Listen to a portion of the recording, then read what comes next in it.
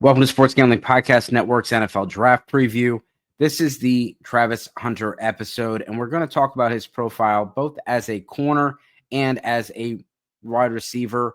I just left the combine, got to see Travis Hunter yesterday at his media session, and what he said is that if somebody sees him as a corner and they draft him as a corner, he's going to try to earn spots on the offensive side and vice versa.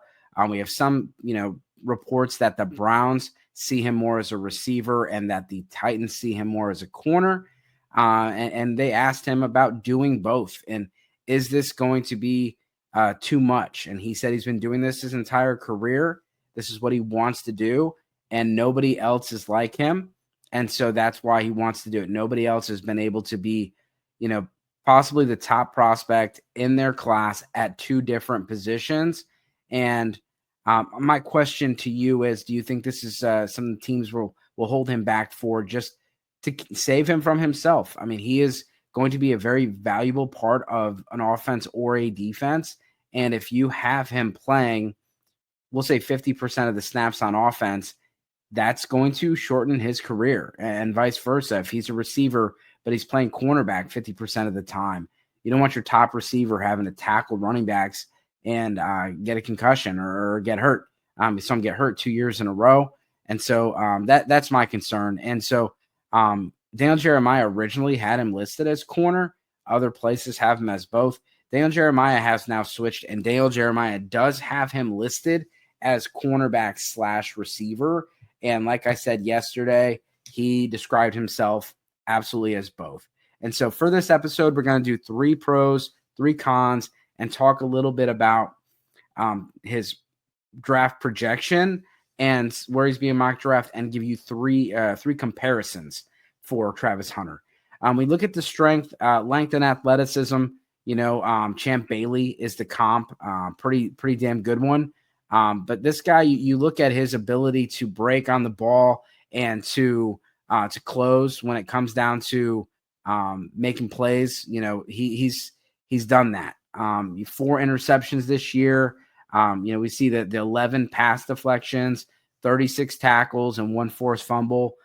He just has such great recovery speed to go with his instincts and athleticism.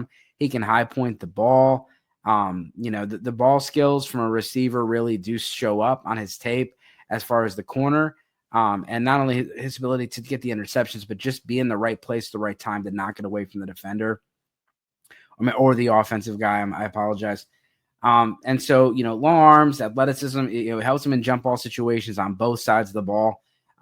Tackling is something that people will talk about for him. But you look at, he only allowed 91 yards after the catch in 2024.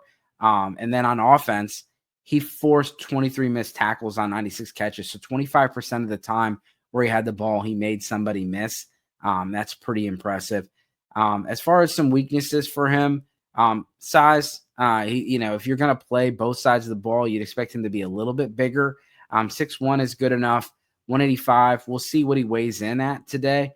But he is a pretty slim frame. When you look at him as a receiver, the comparison is a Devonta Smith kind of a player. I know it's a Champ Bailey on defense, maybe a little bit thinner, especially in the legs. He's got really thin frame and smaller lower half. And I think you'll see that today when they get the measurements. Technique, he relies heavily on athleticism, developing some of that technique, and part of that comes with time. We saw him dominate at Jackson State, dominated Colorado, and he's the number 1 corner in this class, maybe the number 1 receiver as well. And so I don't think anyone's concerned about his ability. It's just being able to polish some of those things up, and maybe part of that is playing both sides. When you look at his eye discipline, sometimes he does get caught, trying to make that big play and looking into the backfield. And so his comparisons are Darius Slay, Devonta Smith, Champ Bailey, and Garrett Wilson. I know he's all over the place because of the 2 positions. Daniel Jeremiah gave him the Garrett Wilson comparison.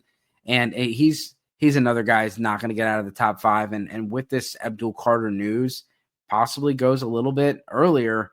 But you got the Giants are a spot, if they don't address the quarterback position, Matthew Stafford just signed his contract, so they're not going to get him. But the Giants could still get a quarterback in free agency, or maybe don't choose a quarterback with that first pick. And Travis Hunter would make a lot of sense. They need help on defense and offense, and they need somebody with some juice. And Travis Hunter would be the number one corner on that team right off the bat. And then you look at, Cleveland, New England, Jacksonville, even Tennessee.